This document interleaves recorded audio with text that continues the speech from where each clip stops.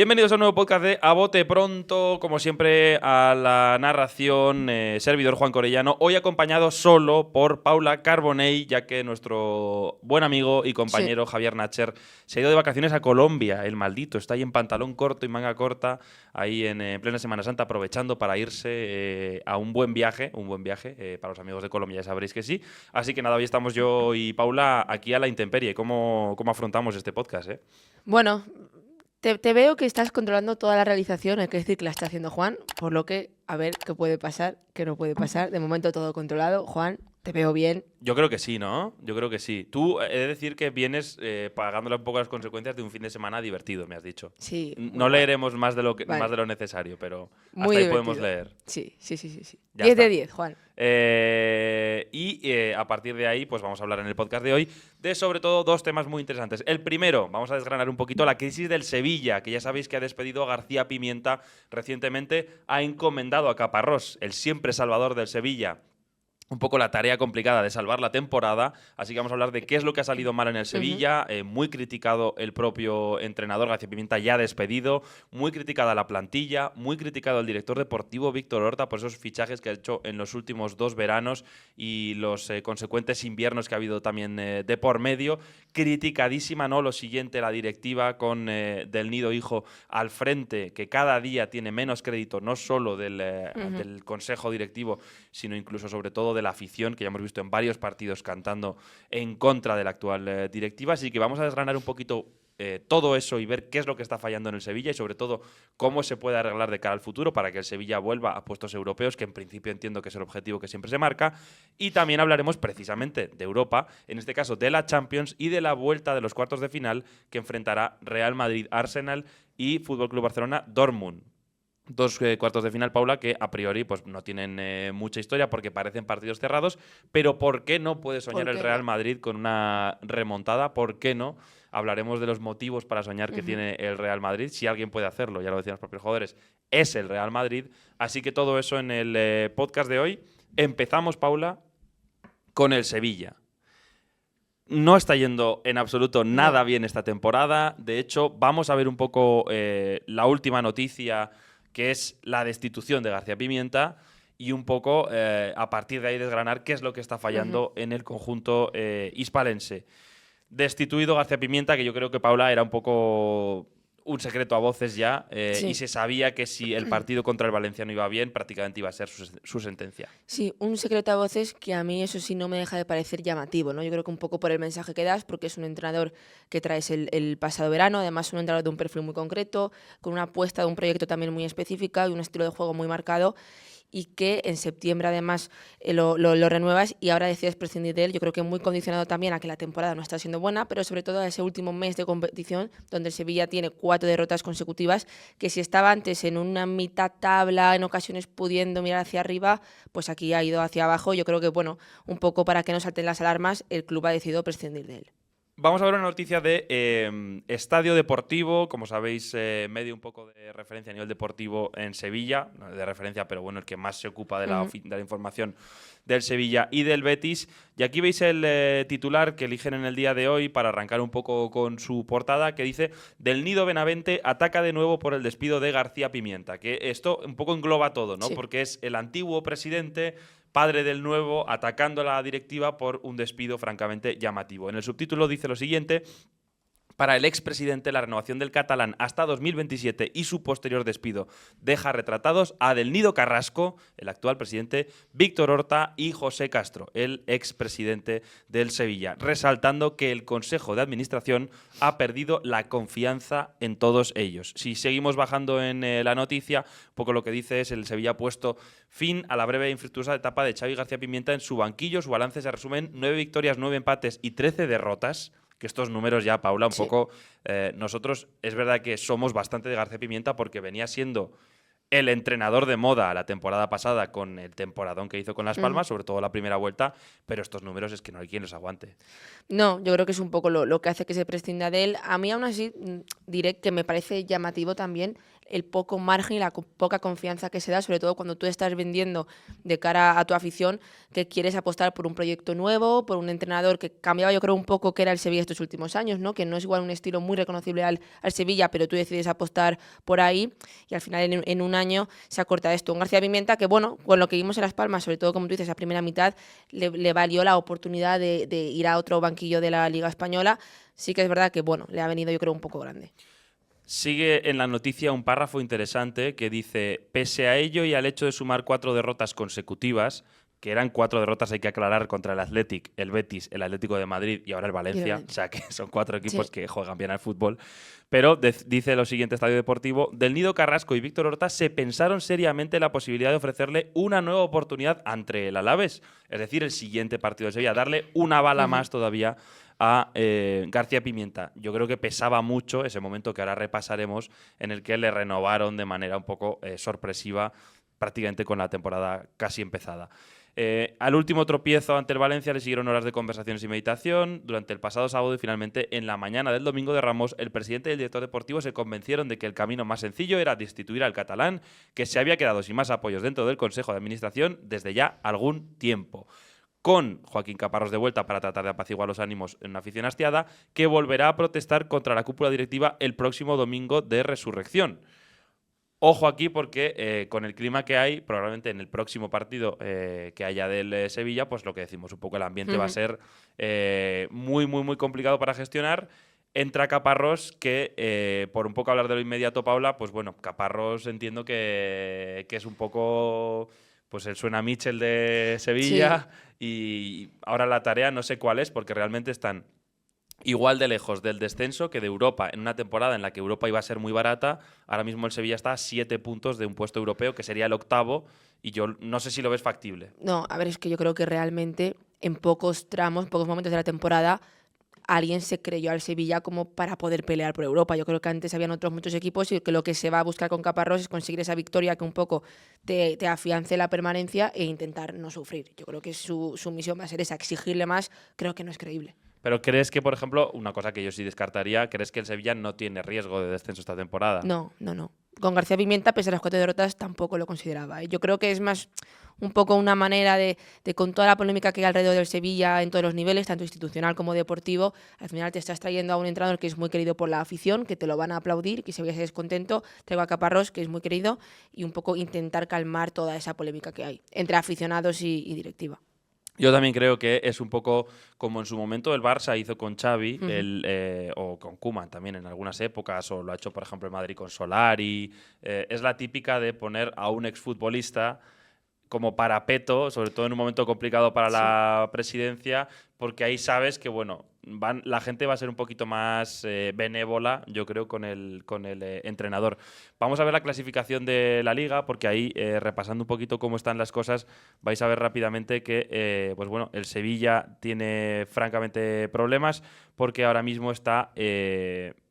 ojo que vamos a ajustar aquí, hay que ajustar aquí el navegador, pero está ahora mismo, como decía, 14º, está a 7 puntos de la octava plaza, que ahora mismo es la que daría acceso a posiciones europeas. Esa octava plaza, hay que recordar, en Europa esta temporada España se le ha dado muy bien a los clubes españoles, por lo tanto, casi al 100% confirmado. Las 5 primeras plazas van para equipos de Champions. Las 2 siguientes, sexta y séptima, es para Europa League, casi seguro, una la tiene el Betis ya cerrada. Y luego la octava es para Conference League. Por lo tanto, es un año que entrar a Europa, Paula, va a estar relativamente barato. O sea, es decir, con pocos puntos puedes conseguir participar en Conference League, que no está mal. En este caso están sobre todo en la pelea Mallorca, Celta, Real Sociedad, Rayo Vallecano, incluso equipos que han llegado muy tarde, como es el caso, por ejemplo, del Valencia. Si se le da una cábala y se le da bien, incluso podría, ¿por qué no?, pelear por un puesto de Conference después de haber estado la mayor parte del tiempo peleando por no descender. Pero es que ahora mismo son 7 puntos para entrar en esa octava plaza. muy lejos, Muy desde luego para lo que aspira el Sevilla, y son 7 puntos por encima de Las Palmas, que ahora mismo es el último de los equipos que está en puestos de descenso. Por lo tanto, es una temporada, pues bueno, en tierra de nadie, yo creo. Sí, que es un poco lo que le ha marcado el Sevilla, que encadenas un mes bueno que vas sacando los resultados y sabes que 3 victorias de 4, por ejemplo, ya te hacen estar arriba en la pelea. Haces un mes malo de 4 derrotas y es lo que hace que estés más abajo, ¿no? Yo creo que está tan disputado, sobre todo esa mitad tabla, que a la mínima que encadenes, tanto positivo como negativamente, puedes subir o bajar con cierta relatividad. Vamos a un momento clave porque yo creo que tú me compras, Paula, que si no se hubiesen precipitado a renovar tan pronto a García Pimienta habría caído antes en el Sevilla, y como que les ha pesado mucho el hecho de intentamos vender a la plantilla y a la afición que García Pimienta era una apuesta a largo plazo. Si ahora de repente lo despedimos, nos estamos un poco contradiciendo y estamos dejando ver que al final, cuando los resultados queman, aunque sea una apuesta a largo plazo, cogemos y lo despedimos. Hombre, es que es llamativo por esas dos cosas. Primero, por esa renovación que sucede en septiembre, cuando el entrenador, recordemos, llega en verano, ¿no? Y ya los malos resultados hace que haya dudas sobre él y el Sevilla coge y decide renovarlo. Una operación que tampoco tenía ningún tipo de sentido, porque lo que no puede ser es que en verano lo firmes por unas condiciones y luego en septiembre decidas ampliarlo. Más que nada porque él tenía un contrato de una temporada más otra opcional, ¿no? Un poco en vista a saber cómo iba funcionando en el Sevilla. Y luego también que yo entiendo que si tú traes a un entrenador como García Pimienta, lo que necesitas es un poco tiempo y el poder trabajar, ¿no? No creo que fuese un entrenador que tú supieses que por perfil iba a poder nada más llegar a darte resultados. Y sobre todo porque, recordamos, era un estilo de juego el que García Pimienta te da, que yo creo que está muy alejado al Sevilla y que necesitaba sobre todo ese tiempo y esa reconstrucción de poder trabajarlo para llegar a ello. Pero no le ha dado, yo creo que la presión ha podido por todas partes en el club y han decidido prescindir de él. A mí me llama la atención porque yo en ningún momento sentía que con las 4 derrotas García Pimienta fuese la permanencia a estar complicándose para el Sevilla. Yo creo que es más un poco vista cuál es la situación del equipo. Vamos a ver aquel vídeo, aquel momento que es puro de Office. Para los que hayáis visto la serie, es como una especie de comedia extraña, el momento de la renovación de García Pimienta. Recordemos, es un muy mal inicio de temporada, le cuesta mucho conseguir una victoria al Sevilla, más o menos a nivel de juego se puede intuir que se está intentando algo, pero no está fructificando, y contra el Run Run y contra ese buen contrato que había firmado el Sevilla para el club con el entrenador, de repente aparece Del Nido Carrasco en el vestuario y suelta esto. Vamos a ver el vídeo en el que decide de manera repentina renovar de manera casi unilateral al entrenador catalán. Estamos construyendo las bases de otro gran Sevilla y hablo siempre de un proyecto a largo plazo. Aquí me gustaría darle las caras de los jugadores. Por ayudar al grupo, para ayudarnos a sacar los partidos adelante. Las gracias a Jesús, mientras Jesús Navas estaba mirando al suelo. Ofrecimos al míster y a su cuerpo técnico la renovación y el míster la ha aceptado. El míster estará con nosotros como mínimo hasta 2027. Todo esto viene después de una victoria frente al Valladolid, que es el último equipo de la Liga y claramente uno de los peores de la historia reciente. Enhorabuena por la victoria y a disfrutarla. Y en septiembre, además, que llevas muy poca competición. Mira esto, y esto es brutal, ¿eh? Ahora, la confianza es máxima García Pimienta, hacia vosotros y hacia nosotros. Estamos encantados agradeciendo, de trabajar con vosotros. Estamos convencidos de que lógico, ¿no? También. Sí. Y os lo digo, antes del partido de Getafe, que llevábamos 4 partidos y no habíamos ganado, el club quiso que siguiéramos una temporada, 2 temporadas más. Entonces, las caras son... Me sabe muy mal por ti, que sabía que no querías que siguiera, pero... No sé a quién se lo dice. dice? No sé a quién se lo dice. Está mirando en una zona en la que hay varios futbolistas. Creo que está Saúl tumbado en la camilla, está Gudel de pie, está por ahí también Isaac. El otro no lo distingo, pero no sé si es Quique Salas. Y hace una broma como diciendo, había uno de vosotros que no quería que siguiera, ya lo siento mucho. Entiendo que una coña de vestuario sin más. Oh, pero se la suelta. Pero este es un poco el contexto. Y para mí esto es fundamental para entender un poco qué es lo que ha pasado en el Sevilla, ¿no? El Sevilla hace una apuesta muy potente por un entrenador, que en este caso García Pimienta, que además es un entrenador que es un esteta del fútbol, es decir, y no lo digo como algo malo. En el fútbol hay más o menos 2 tipologías de entrenadores. Los que son más pragmáticos, que prefieren priorizar los resultados a el juego que ellos les gustaría jugar, ¿no? Pues ahí yo creo que en esa escuela sobre todo destacan pues Antonio Conte, José Mourinho, que luego han tenido equipos que han jugado muy bien al fútbol, pero son tíos que consiguen resultados inmediatos en plantillas porque priorizan el ganar, ¿no? Los resultados. Y luego están un poco más los estetas, los que priorizan un estilo de juego que para ellos es innegociable, ganar se tiene que ganar de una determinada manera, donde encontraríamos a los Bielsa, Guardiola, pues en los peores ejemplos Paco Gémez, por ejemplo, que imponía mucho el estilo hasta el punto de ser un kamikaze. Y en ese saco yo creo entraría claramente García Pimienta, ¿no? Pues un entrenador muy de estilo que ya cuando lo nombraron como entrenador de Sevilla dijimos, entrenador de estilo para una plaza caliente, porque al final es un sitio donde la presión es muy alta, la exigencia es altísima, hay mucha ansia de resultados porque el Sevilla es un equipo muy ganador en los últimos años y viene con expectativas muy altas. Ya era como raro. Sí. No empieza bien y le renuevan y yo creo que eso ha sido un lastre que ha arrastrado al equipo porque sobre todo García Pimienta no ha dejado de en ningún momento de intentar imponer su estilo. No ha buscado nunca, pues como hizo por ejemplo Quique la temporada pasada cuando la salvó para el Sevilla al final de la temporada pasada. Quique Sánchez Flores la salva y no continúa precisamente porque es un entrenador quizás un poco más pragmático. García Pimienta siempre ha intentado morir con sus ideas y al final ha acabado muriendo con sus ideas. Sí, completamente. Es que yo creo que el cambio era muy grande y la presión que tenía sobre todo García Pimienta, y yo creo que aquí también Víctor Horta, era acertar con el entrenador, porque él ya cuando llega a Víctor Horta y trae a Diego Alonso, decide apostar por él, no le sale bien y aquí es más de lo mismo, ¿no? Yo creo que entonces esa necesidad de tenemos que hacerlo bien porque, oye, Quique Sánchez Flores se decide que no continúe con Mendilibar, más de lo mismo, al poco tiempo se pone a Diego Alonso. Entonces esa presión sí que es verdad que la tenía, pero a mí me llama la atención.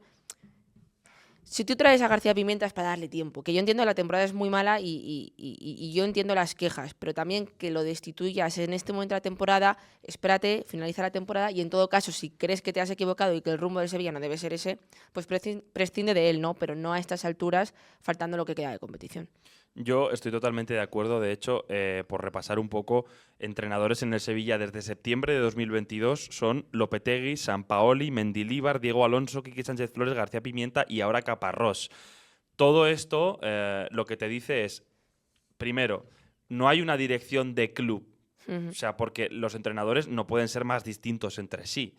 O sea, cada uno es de su padre y de su madre, los estilos no tienen nada que ver, hay grandes apuestas sin contrastar, entrenadores un poco más pragmáticos, entrenadores un poco más estetas o en los que prima el estilo, no sé, o sea, no hay ningún tipo de coherencia en el tipo de entrenador que están buscando. Más luego ha habido muy poca paciencia en general con cualquiera de ellos porque hay una exigencia muy grande por conseguir resultados. Hay que decir que Víctor Horta lleva desde junio de 2023 en el Sevilla, de vuelta. Ya sabéis que estuvo en una primera etapa inicial como uno de los pupilos de Monchi. Él viene de esa escuela de directores deportivos un poco formados por Monchi y gracias a ese pedigrí que había conseguido en el Leeds, en el que había hecho bastantes buenas incorporaciones, buenos fichajes como Ben White, el propio Rafinha, futbolistas que luego se habían revalorizado mucho en el fútbol inglés, Patrick Bamford y un largo etcétera de futbolistas en un Leeds de Bielsa que consiguió muchas cosas. Además, la apuesta fue un poco parecida en el Leeds. Horta confía en Bielsa, monta un equipo muy para Bielsa y ahí la cosa empieza a traccionar, ¿no? En este caso con García Pimienta yo creo que la lógica era un poco similar, ¿no? Poner a un entrenador en el centro del proyecto y tratar de construir alrededor de él. El problema es que construyes, despides al entrenador y de repente a la plantilla hay un montón de futbolistas que seguro que al próximo entrenador no le valen para nada. También recuerdo, por cierto, esa escena en el documental de la Liga entre Mendilibar, Pepe Castro, Del Nido Carrasco y Víctor Horta, que están ahí teniendo una comida en verano, un poco repasando objetivos con Mendilibar, pocos meses antes de terminar despidiéndolo a las primeras de cambio en Liga, en las que Mendilibar se reía un poco de ellos y era casi un momento de nuevo, casi como de Office, porque la directiva le exigía resultados, pero con jugadores jóvenes y con menos ingreso, con menos gasto en fichajes. Y Mendilibar, como en un fuera de cámaras, decía, claro, es que quieren que gane y encima quieren que lo haga con jóvenes y quieren fumarse a todos los veteranos. Y decía, todos los que me han hecho ganar la Europa League hace unos meses ahora ya no valen porque son viejos. Y eso yo de nuevo detecto como poca comunión entre dirección deportiva, entrenador y directiva, ¿no? Yo siempre habla Di Simeone de lo de las cuatro patas, ¿no? Sí. La afición, la directiva, el cuerpo técnico y la plantilla. y cómo claramente aquí cada uno va por su lado y no hay un estilo como definido de vamos a jugar a esto y vamos a ser este tipo de club. Sí, y cuando se ha intentado el resultado ha sido este. Y además el Sevilla, que cuando traes a un perfil como Víctor Horta, sabes que la idea siempre va a ser intentar traer a futbolistas más jóvenes que puedan más o menos explotar en el club y a partir de ahí sacar un poco, creo que ese beneficio económico, ¿no? Que el Sevilla no es un club de gastarse X dinero o de intentar traer a jugadores que te puedan ser ya diferenciales de primera, sino vamos a apostar por futbolistas jóvenes que nos llamen la atención, que creamos que pueden tener ese potencial y luego que sea en el Sevilla donde puedan explotar, ¿no? Que yo creo que siempre ha sido un poco la idea del mercado de fichajes, pero sí que es verdad que yo creo que a Horta le pesa que si hiciésemos un balance de aciertos y no aciertos, muchos le han salido bastante mal. Vamos precisamente a hacer un balance de aciertos y no aciertos. Hemos hablado un poco cosas que no funcionan en el Sevilla. Una evidente ha sido el entrenador, ¿no? A García Pimienta se le ha dado pues una apuesta que no ha sabido consumar. Ahí hay un poco el debate sobre si ha hecho bien el Sevilla o no en despedirlo. Yo creo que aquí estoy un poco contigo, Paula, en que es evidente que no ha sido una buena temporada de García Pimienta, pero después de todo lo que habías hecho y no estando en riesgo el equipo de descender y no prácticamente siendo imposible ya la cosa de clasificarse para Europa, quédatelo un año más y prueba un año más y si ya no funciona, pues ya pruebas o espera hasta final de año y empieza con otro entrenador ya en verano, no sé, como que no lo veía un poco innecesario y lo veía una medida populista para ganar tiempo, ¿no? Pero es evidente que con el entrenador había un conflicto.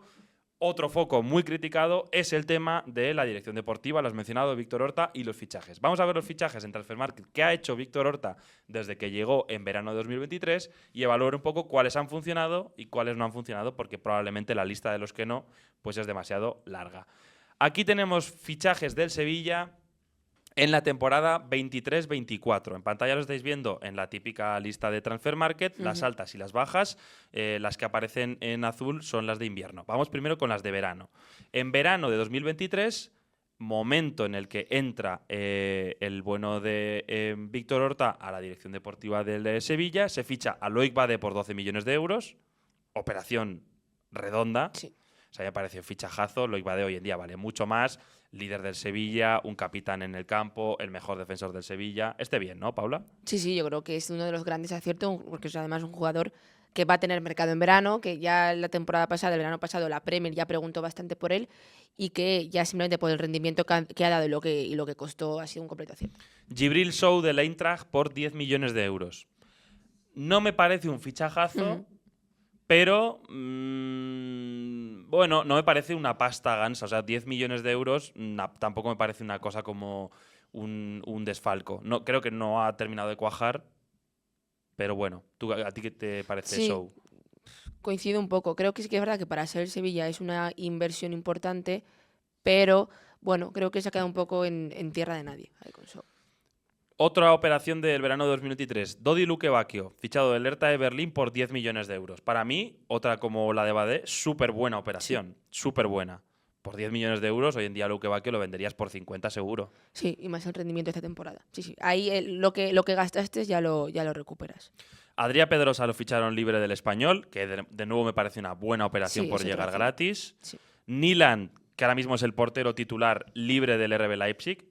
Para mí, bueno, no me parece un portero como para hacer una época en el Sevilla, pero bueno, hay que tener en cuenta que vendieron, justo esta temporada, vendieron a Bono por 21 millones de euros al Al Hilal, que también me parece una buena operación. O sea que por ahí no va mal la cosa. Ficharon también a Ramos, libre del Paris Saint-Germain, que dio una buena temporada en el Sevilla. Yo creo que fue una buena temporada. Quizás podría haber tenido una más. Esa es un poco la duda, pero fue una buena temporada. Y una apuesta que salió mal es la de Mariano Díaz, fichaje libre del Real Madrid, que prácticamente ni jugó. Exacto. Yo creo que este es el gran pinchazo. Luego en invierno llegaron Agumé cedido, Aníbal del Manchester United, Alejo Vélez. Las tres fueron... Bueno, a ver, Agumé luego le sirvió y pudo volver al club, pero luego de Aníbal y Alejo Vélez no contaron prácticamente nada. Pero en general, del primer año, si haces un poco balance, yo creo que son muy buenas operaciones. Sí. Bade, Lukebakio, Pedrosa, Nyland... O sea, son futbolistas que hoy en día forman parte de la columna un poco vertebral del equipo y me parece que son futbolistas interesantes. Si nos vamos ya a las de esta temporada. Aquí tenemos ya las de 2024-2025, ¿no? Y aquí de nuevo vemos un poco pues ya dónde empieza a estar el problema, porque yo creo que sobre todo donde se ha fallado más no es en la temporada pasada. O sea, en la temporada pasada yo creo que lo que pasó fue buenos fichajes, pero no se acertó con el entrenador. Exacto. Porque apuestas por Diego Alonso después de la apuesta por Mendilibar, que yo creo que nunca se lo creyeron. Si no quieres... O sea, a Mendilibar no lo echan en verano porque ganó la Europa League. Exacto, porque Mendilibar a nivel deportivo dio todo motivo y mérito para quedarse en el Sevilla. La sensación fue que a la primera que vieron la oportunidad dijeron, bueno... Pero claro, se quedaron con un entrenador en el que no confiaban. Entonces, buena inversión en fichajes, pero no acertaron con el entrenador. Ni con Mendilibar, porque realmente si no confías en él, despídelo aunque haya ganado la Europa League, y ni con Diego Alonso, porque fue una apuesta que salió fatal, francamente. Y al final tuviste que llamar a Quique para que te salvara los muebles y demás, ¿no? En esta temporada 2024-2025, las ventas son muy importantes, porque se van Ocampos por 7 millones de euros a Monterrey, Montiel a River Plate por 4,5 en invierno, Acuña por 1 millón de euros a River Plate en verano, y sobre todo en Nesiri, que lo vendes por casi 20 millones de euros al Fenerbahce. ¿Te parecen ventas malas? No, me parecen buenas ventas, además. Creo que salían los jugadores que tenían que salir. Lo del Nesiri es la más llamativa, pero por 20 millones de euros tienes que darle salida. El fallo aquí, que creo que es lo que más le ha pasado a Víctor Horta, es que no ha acertado con el 9. Ni la temporada pasada, ni esta. Se dependió mucho de Isaac Romero. Creo que tiene muchas cualidades, pero que precisamente el tener gol no es una de ellas y que es lo que más le ha lastrado. Claro, apartado bajas de 2024-2025, yo creo que sobre todo, fijaos en la cantidad de jugadores de los que se tenía que deshacer el Sevilla. O sea, en Nesiri yo creo que fue una venta obligada para un poco cuadrar las cuentas y cuadrar las arcas, pero era una venta no deseada. Pero no obstante, si tiene que ser por 20 millones de euros un jugador de su edad, no me parece una mala operación. Ocampos, de nuevo, un poco lo mismo. Creo que era un futbolista válido, sí, que no obstante, quizás con Luque Bacchio, pues ya tenías un perfil ahí cubierto, más lo que luego ibas a fichar.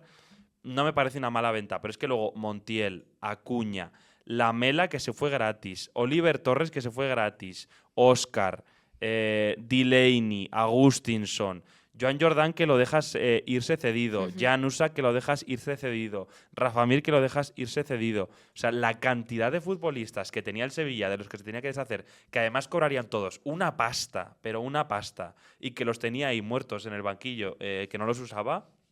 Claro, es que era un trabajo, yo, un poco por hacer de abogado del diablo, muy difícil para Víctor Horta. Es que tienes que, con muy poco presupuesto, deshacerte de la mitad de la plantilla que te cobra un montón por lo que puedas conseguir, mientras estás construyendo un equipo y no terminas de acertar con los entrenadores. Yo entiendo que la labor es complicada, pero a mí en las bajas, este verano, me parece bueno, porque es que había que limpiar. Sí, es que era lo que tenía que salir. Yo creo que ese era un poco el reto, ¿no? El coger y prácticamente, desde que llegó Víctor Horta, en cada verano tener que hacer un equipo muy desde cero, porque sabes que tienen que salir muchos jugadores y que tienes que acertar con muchos otros. Porque sí que es verdad que hablamos de que son bajas que creo que están muy bien tiradas, pero que muchos de ellos, por ejemplo, eran importantes en el Sevilla, ¿no? Por lo que, bueno, se ve dar salida a tantos jugadores que al menos sí que han tenido esa importancia, tengo que intentar acertar en quienes vayan a llegar. Y ese es el problema, que de repente yo creo que tenían que salir, pero sobre todo en Nesiri y Ocampos dejaron un par de huecos importantes y no se consiguieron suplir con los fichajes. En verano se fichó a Peque por 4 millones de euros del Racing, que venía siendo una de las sensaciones de segunda división, a Gumé del Inter por 4 millones de euros, a Ejuke libre del CSKA de Moscú, a Igianacho libre del Leicester City, Álvaro Fernández del Huesca como segundo portero, aunque ha jugado bastante esta temporada, y luego cesiones de Sambi Lokonga, de Saúl Ñíguez y de Valentín Barco. Esto en verano. Sí. De todos estos de verano, ostras, no ha funcionado ni uno. Pero ni uno. No sé, Lokonga es el que más titular ha sido. Sí. Y Ejuke cuando ha jugado, pero Ejuke ha tenido muchos problemas con las lesiones. Sí, y se perdió gran parte de la temporada. Sí, completamente. Es que esto es lo que... O sea, ni uno. Igianacho no ha metido ni un gol y se fue en invierno. Ejuke un montón de problemas con las lesiones. Álvaro Fernández venía para ser segundo portero, ha jugado algunos, pero bueno. Lokonga, que era un futbolista que en un sistema de García Pimienta pintaba como que podía ser importante... Bueno, ha sido titular, pero tampoco ha sido una cosa diferencial. Saúl ha venido físicamente muy justo y prácticamente no ha sido titular. Ha jugado muy poco y cuando ha jugado no ha sido trascendente. Valentín Barco ni jugó. Y Agumé y Peque... Bueno, Peque, del que había mucha expectativa. Se decía que igual por encaje podría ser más de la cuerda de García Pimienta, pero luego, cuando ha sido la hora de la verdad... tampoco... Claro, a Peque lo conocía de las inferiores del Barça, García Pimienta viene formación de ahí, Peque también, y un poco pues se podían conocer, pues es verdad que Peque yo creo que no ha terminado de encajar en el 4-3-3 de García Pimienta, no tenía sitio ni como interior, ni como extremo, ni como segundo punta, y entonces no terminaba de encajar. Como las cosas no funcionan, se ficha en invierno a Cor Adams por 5,5 millones de euros del Montpellier, otro delantero que no ha funcionado, ya van varios. Y luego Rubén Vargas por 2,5 millones de euros del Augsburgo, que me parece un fichajazo Sí, la nota positiva. brutal, porque las bandas titulares, Luque Bacchio, Rubén Vargas, ha sacado por 12,5 millones de euros 2 titulares brutales. Sí, es que yo creo que es el gran acierto, porque con Adams más de lo mismo, apuestas en enero por traerlo, pero luego sí que es verdad que se lesiona. Yo creo que la de Vargas es el más positivo. Aun con todo, ¿qué te parece en estos 2 veranos y 2 inviernos el trabajo de García Pimienta, si le tuvieses que poner una nota o si tuvieses que hacer un poco una evaluación general? De Víctor Horta. Sí. A ver, yo creo que le ha pesado mucho el tema de los entrenadores, que no ha sido el acierto, que luego está el debate de hasta qué punto García Pimienta o no tenía los jugadores para poder hacer lo que él quería. Yo le voy a dar un 5 a Víctor Horta. Yo, aun siendo unpopular opinion, igual le doy un 6, porque creo que la tarea, o un 6 o un 7, 6-7, por ahí, porque creo que era una tarea imposible, es decir, yo creo que los problemas del Sevilla vienen de antes.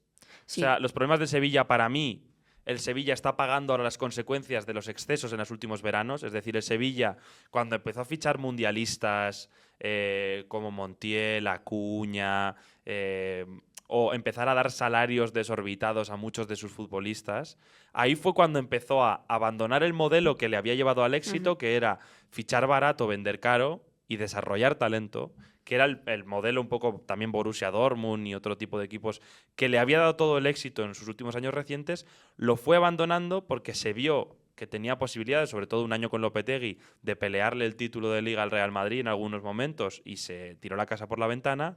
Y a partir de ahí, claro, de repente empezó a arrastrar en las siguientes temporadas una plantilla repleta de salarios desorbitados, de futbolistas muy veteranos que no eran del gusto de los entrenadores, una exigencia brutal por ganar que no se correspondía con lo que luego tenías. Y a partir de ahí, cuando llega García Pimienta, que realmente solo lleva 2 temporadas, la cantidad de limpieza que tienes que hacer antes de empezar a construir es brutal. Y yo creo que García Pimienta, Víctor Horta ha conseguido hacer mucha limpieza. Es decir, la plantilla hoy en día está llena de activos jóvenes por los que no se ha gastado mucho dinero, que pueden ser una futura venta muy potente el día de mañana y volver un poco a ese ciclo del Sevilla de comprar barato, vender caro, que tantos réditos le ha dado. O sea que yo creo que con García Pimienta en la plantilla se ha vuelto a donde el Sevilla nunca debió salir, que es ese modelo de éxito. Y creo que en 2 temporadas más o menos ha conseguido volver a poner a la plantilla en el raíl que debía.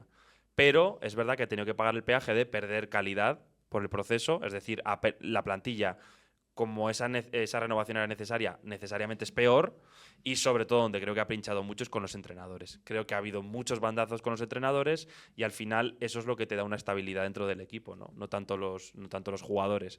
Y ahí yo creo que no han acertado, y si hubieran acertado estaríamos hablando de una situación completamente diferente. Sí, es que yo creo que es lo que más te condiciona, porque, bueno, decides traer 2 entrenadores que se nota que detrás de su fichaje estás tú, porque son apuestas tuyas, no te funcionan. Yo tampoco acabo de ver mucho lo de fichas talento joven, pero aparte de ficharlo tienes que conseguir que exploten y que se revaloricen. Y muchos de ellos, ahora mismo hoy en día, la plantilla del Sevilla... Pero es que eso yo creo que no es verdad, porque oye, Luque Bacchio, Vargas, si le damos una temporada más, Badé, yo creo que pero son... tampoco... Claro, el problema del Sevilla es que el Sevilla... normalmente, como tenía ya esa estrategia desarrollada, no tenía que descubrir y acertar con 8 futbolistas en cada temporada. Ahora, como tenía que hacer una renovación tan grande, tan rápido, de repente, claro, tenía la obligación de que de los 8 que fichaba, los 8 le funcionasen. Pero el Sevilla, si tú haces mirada hacia atrás, ha fichado a mucha gente que no le ha funcionado. Claro, nos acordamos de los que sí, nos acordamos de Dani Alves, nos acordamos de Luis Fabiano, de Canuté, de Adriano, nos acordamos de todos esos, pero no nos acordamos de todos los fichajes que a Monchi le salieron mal. Es que era una estrategia de apuesta, es una apuesta. Y claro, se le exige ahora que con ese modelo que has tenido que volver porque te desviaste durante un tiempo, aciertes con todos. Y con todos es que no se puede acertar. Pero esto igual también es error de... Yo te compro lo de apuesta. Además, es que Víctor Horta, si algo se ha caracterizado es por esto, pero si tú estás dejando ir o teniendo que decirle adiós a jugadores que han sido tan importantes, que ya eran más realidades, igual tendrías que haber intentado encontrar un poco las dos, ¿no? Futbolistas que supieses que te iban a dar rendimiento inmediato, que conocían la liga, que sabías que al menos era un seguro, más allá de que, oye, igual no era el talento joven que tú querías, y hacer eso junto con, vale, vamos a apostar por Valentín Barco, por futbolistas traídos del mercado inglés, que lo conocía. Igual un poco más como hizo la primera temporada que la segunda, ¿no? Que trajo a Ramos también, por ejemplo. Aunque ese fue un fichaje, siempre hubo el debate de si fue más de directiva o de quién fue. O de dirección deportiva, ¿no? Pero igual un mix, eso sí que tienes un punto, ¿no? Que podría haber estado mejor. Un mix entre rendimiento inmediato para salvar la papeleta y jóvenes para volver al modelo futuro. Haber quizás hecho una transición un poco más lenta, ¿no? En vez de 2 años, haber tratado de esperar un poco más. Y luego yo creo que sobre todo el tema de los entrenadores es muy sangrante, ¿no? Que no haya funcionado, pues hace que, claro, 4 entrenadores en 2 temporadas es prácticamente imposible. Sí. Es prácticamente imposible. Se rumorea, se dice, se cuenta, Paula, que Víctor Horta ha ofrecido su puesto a la directiva después del despido de García Pimienta. ¿Cómo lo ves? ¿Crees que...? Es que realmente le deja muy tocado. Hombre, es que yo soy Víctor Horta y te deja muy tocado. Yo creo que lo lógico es que si prácticamente desde la presidencia deciden prescindir de un entrenador al que traen en verano, al que en septiembre le ofrecen más contrato y al que luego no le dejan ni acabar la temporada, yo soy Horta y aun sabiendo que igual no he acertado o un poco a ver qué pasaba... Bueno, yo creo que eres consciente también de que el fútbol es una cuestión de resultados. Yo he coincidido alguna vez con él, que hemos hecho entrevistas en la media inglesa con él, que es un tipo muy simpático y su equipo en general también. Y él es muy consciente de que en el fútbol, si no hay resultados, te vas. O sea, claro, Diego Alonso fallas, con García Pimienta fallas. Pues yo creo con Agumé, con... claro, que no era fácil esa situación y a nivel económico la realidad del Sevilla es la que es, esto es verdad, pero... Sí, además, ahora aquí hablamos ya del último punto y pasamos a hablar de la previa de Champions. La directiva, ya sabéis, súper criticada, del Nido Carrasco al frente como presidente desde hace algunos años, con ese relevo que hizo con Pepe Castro y del Nido Carrasco contra del Nido Benavente, el histórico presidente del Nido Padre, por así decirlo, para que nos entendamos todos. Son los dos frentes, ¿no? Pepe Castro y del Nido Hijo contra del Nido Padre. El problema, ya lo sabéis desde hace mucho tiempo en el Sevilla, y resumido, hay muchos más detalles, pero resumido muy rápidamente, es que Pepe Castro y del Nido Hijo tienen el control del club por unos acuerdos que se firmaron en su momento y que a nivel judicial se han ratificado, y por lo tanto ellos tienen el control efectivo del club, pero el control de la masa de votos del accionariado del Sevilla lo controla más bien del Nido Padre. Por lo tanto, el problema es que los de la directiva actual no tienen capacidad ninguna para implementar nada, ni aprobar presupuestos, ni aprobar las cuentas, ni hacer ningún tipo de iniciativa, porque cualquier cosa que quieren hacer en una junta se la tumba del Nido Padre. Y del Nido Padre ya hemos visto en la noticia inicial de que abría este podcast, que a la mínima está a la que salta metiendo la colleja. Además, del Nido Padre viene un poco a representar, pese a que es un hombre que ha estado convicto y en la cárcel, pero aun con todo, viene a representar la época más laureada del Sevilla. Además se supone también siempre un lado mucho más afín a Monchi, que Monchi termina saliendo del Sevilla precisamente porque tampoco se encuentra 100% en sintonía con la directiva actual. Siempre hay ese rumor sobre que si quizás vuelve del Nido Padre, podría volver Monchi con él bajo el brazo, y un poco esa combinación que tanto gusta al sevillismo.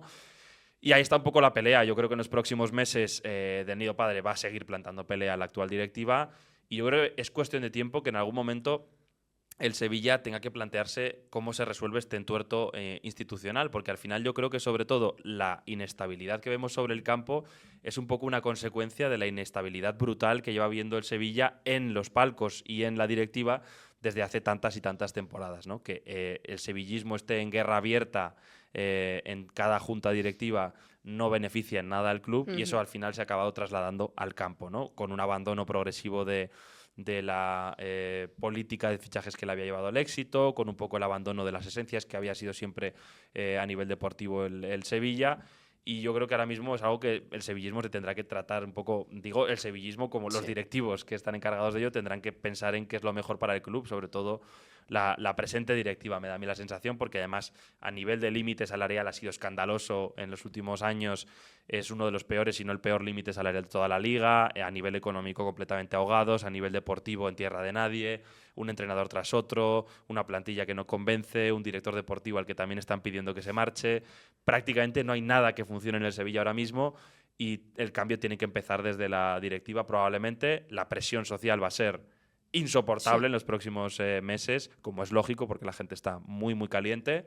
Y bueno, le deseamos lo mejor al Sevilla. Nosotros esperamos sobre todo que vuelva a su mejor momento, porque siempre ha sido un equipo que alegra mucho la liga y ahora mismo pues no verle bien, pues evidentemente no es plato de buen gusto para nadie, menos para la gente del Betis, que entiendo que estará encantada, pero bueno. Quitando eso, vamos con la Champions, si te parece, Paula.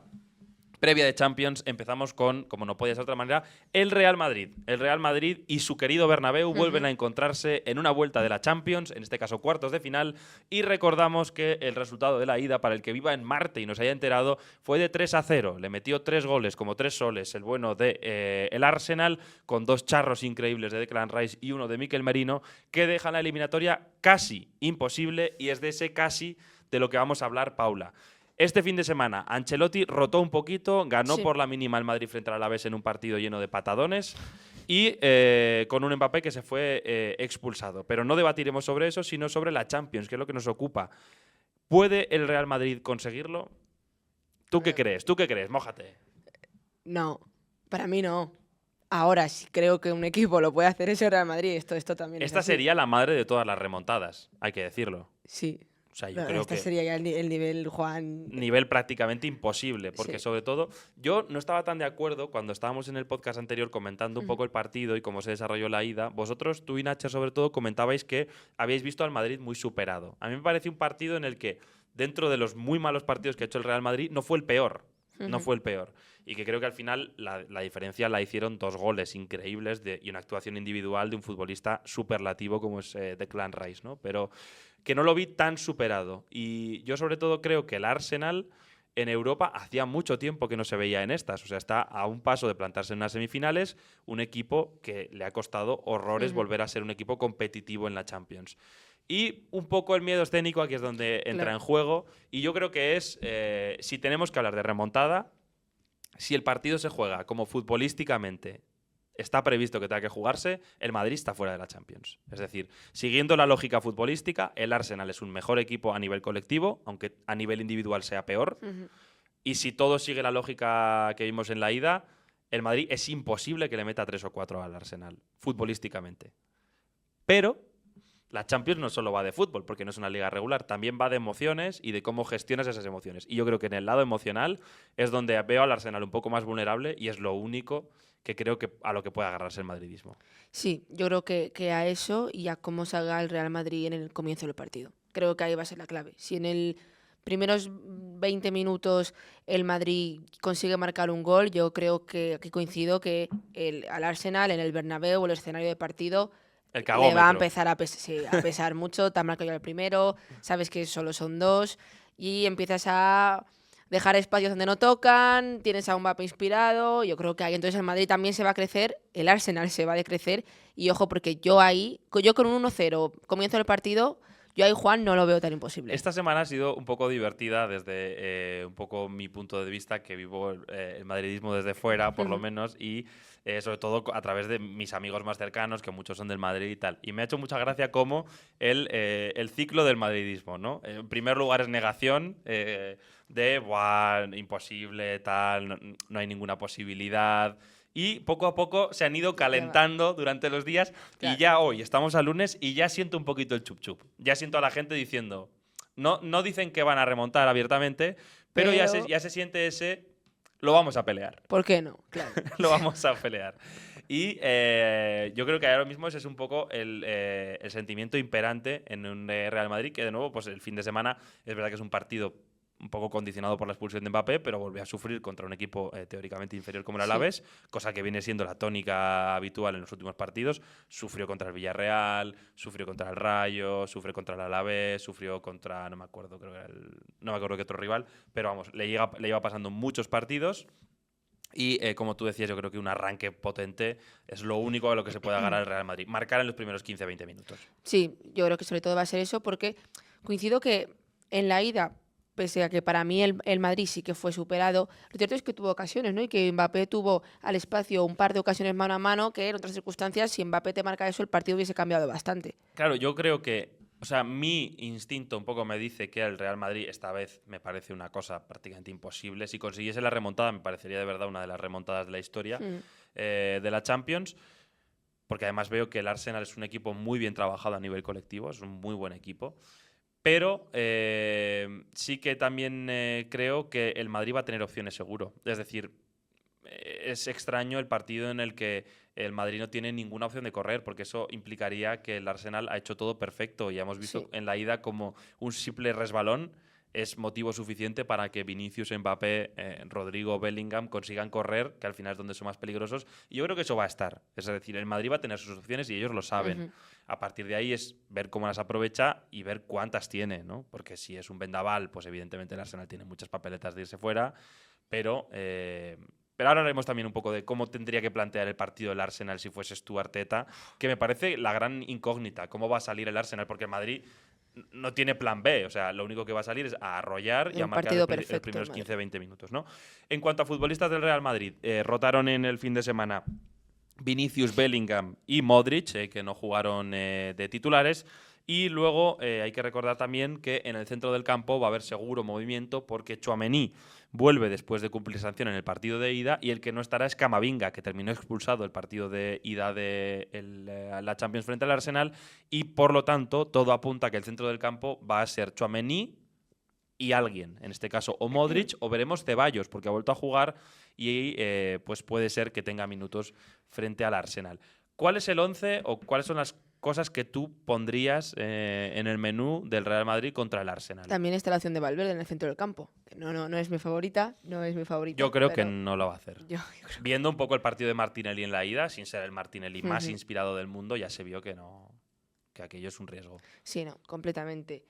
Ceballos yo no creo que llegue. Jugó muy poquitos minutos el pasado partido de Liga y titular. Yo no creo que esté en condiciones como para ser titular. Si no, para mí Ceballos entraría en el 11, esto claramente.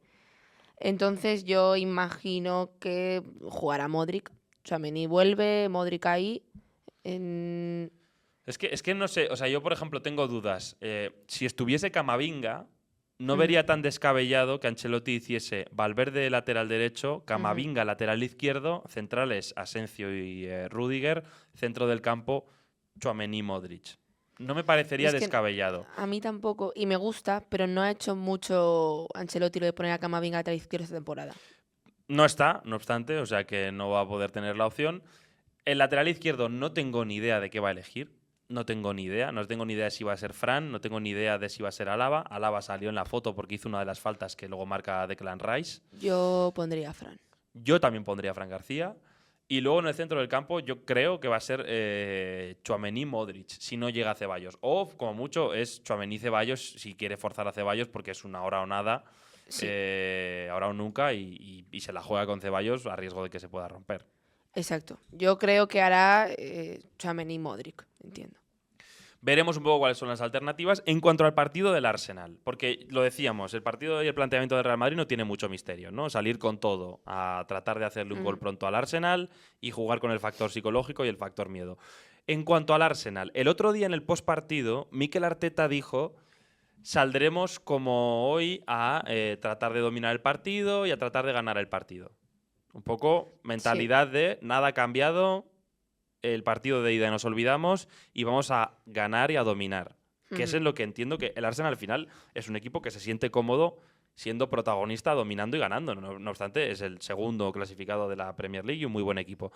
No sería extraño tampoco ver cómo renuncian a eso y se pliegan un poco más atrás y un poco más a Marrategui. ¿Tú qué crees que va a hacer Arteta? ¿Qué creo que va a hacer Arteta? Sí, ¿y qué harías tú? Yo creo que el Arsenal tiene que buscar un gol en el partido. Es que te buscas un gol, ya son 4 y ya me parece muy difícil. Creo que la clave va a ser esa, que el Arsenal consiga marcar al menos un tanto, que sobre todo aguante, yo creo que sea reón inicial.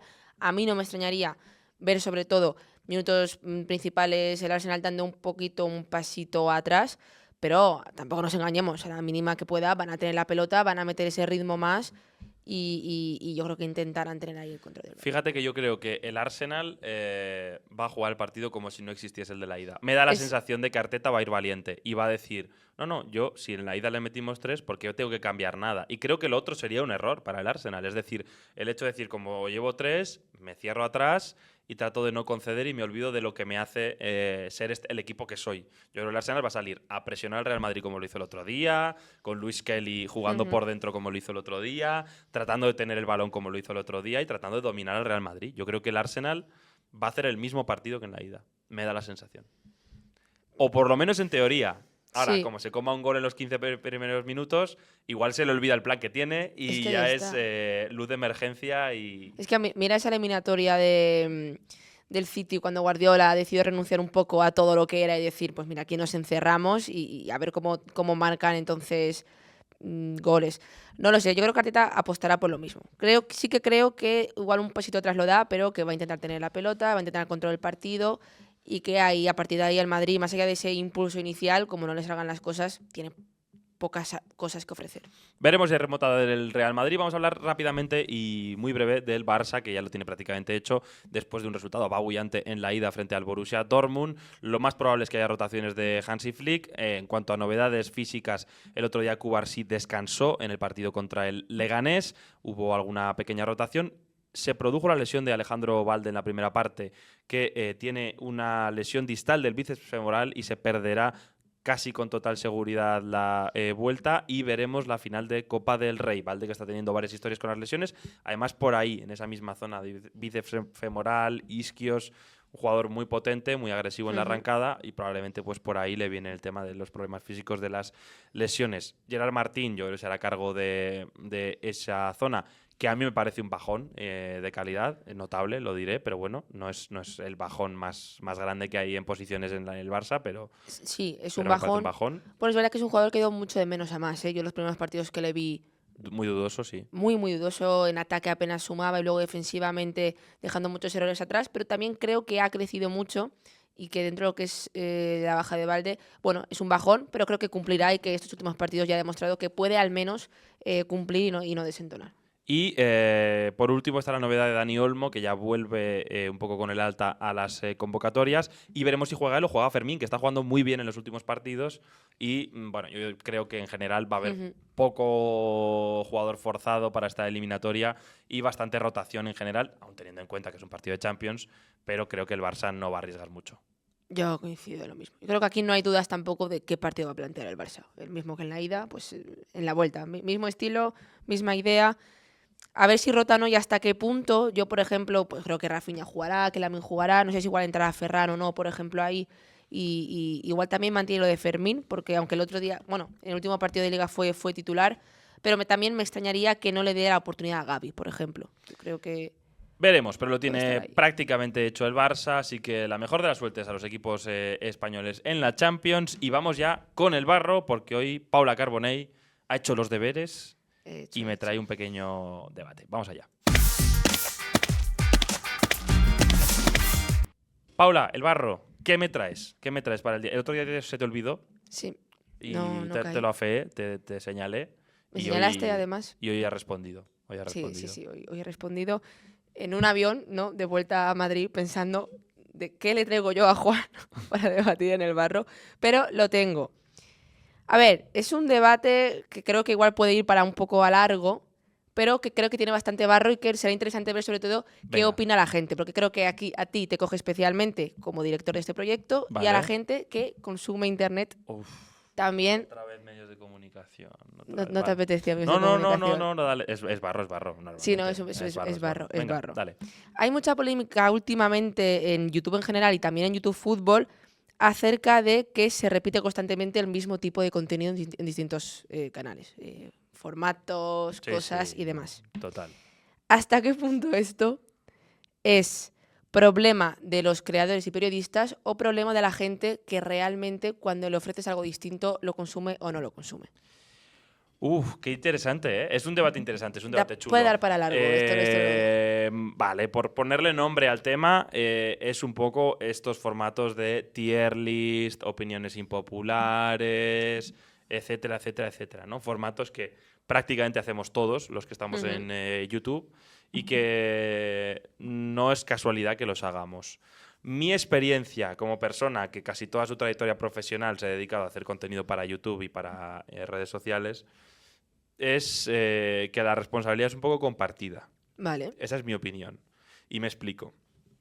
Yo creo que, por un lado, nosotros a veces no somos lo suficientemente creativos, porque sobre todo el fútbol es un deporte que no para nunca y que un poco te apabulla durante la temporada. Al principio de la temporada siempre es igual. Los ciclos de las temporadas, yo llevo bastantes, se parecen mucho. En agosto, septiembre empiezas con un montón de ganas, porque hace un montón que no ves fútbol, con una moto, con un montón de ideas, ganas de cambiarlo todo, formatos, tal. Más o menos esto te dura. A Navidad llegas bien, más o menos, pero llegas un poco cansado. Y en Navidad como que recargas pilas y tal. Y el momento de más quemado normalmente es por ahora.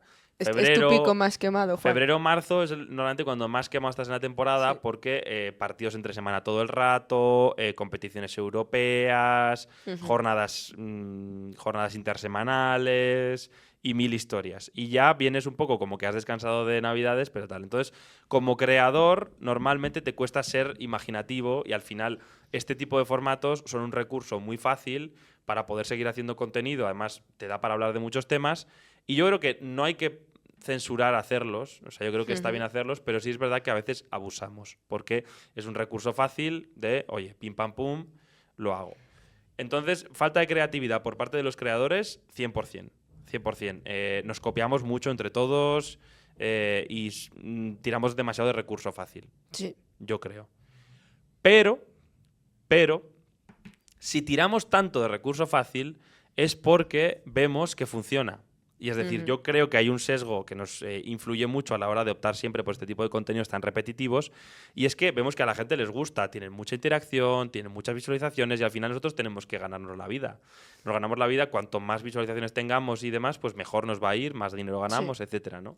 Y al final acabas apostando por eso porque ves que se te premia muchas veces más ese tipo de contenido que alguna vez que ha sido súper mega original y tal. Porque luego la gente, me da la sensación, y no es todo el mundo, pero sobre todo si la gente que es más activa comentando, muchas veces reclama una cosa, pero luego premia otra. Es decir, siempre ponemos el mismo ejemplo. Haced más vídeos de segunda. Haced más vídeos de segunda, haced más vídeos de segunda, luego hacemos vídeos de segunda y los ve muchísima menos gente que un vídeo normal. Muchísima menos gente que un vídeo como opiniones impopulares, que es un formato más repetido. Y entonces, claro, eso lo que provoca es que te desincentiva a la hora de ser creativo porque ves que no tiene recompensa, que muchas veces haces formatos muy locos, que te has currado un huevo, que te han llevado un montón de días y tal, y no los ve ni Perry. Y te quedas un poco, más allá del tema económico y tal, te quedas un poco como chafado porque al final son cosas a las que les pones un poco de ilusión y no tienen esa recompensa. Esa es mi opinión. Muy bien, Juan, hombre. O sea, yo creo que es un poco bidireccional. Sí, ambas. O sea, yo hay dos preguntas que lanzarte. Es que venga. Me seguir. O sea, hoy el Barro era una entrevista. No, pero hoy el Barrero. Más que se moje Juan a ver qué piensa.